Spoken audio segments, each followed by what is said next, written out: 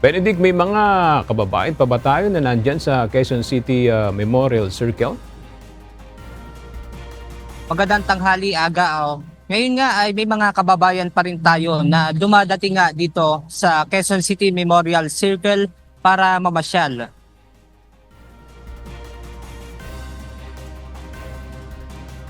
Matapos ang concert at community fireworks display na isinagawa ng Quezon City Local Government Unit sa Quezon City Memorial Circle sa pagpapalit nga ng taon dahil sa naturang event ay nag-iwan ito ng mga kalat mula sa mga manonood.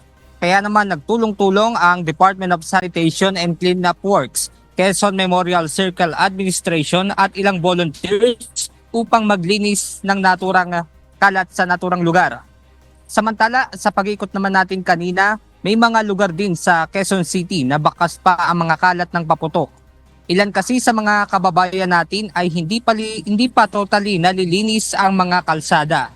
Mayroon namang nasa gilid na ng kalsada pero hindi pa nahakot ng mga garbage collector. Kanina aga nadaanan din natin ang EDSA at mapapansin nga nakakaunti lang ang mga sasakyan na dumaraan sa naturang lugar. At dito rin aga sa Elliptical Road at maging sa Commonwealth ay maluwag yung daloy ng trapiko. At yan mo ng ating update mula rito sa Quezon City. Balik sa inyo dyan, Aga. Alright, maraming salamat, Benedict Samson.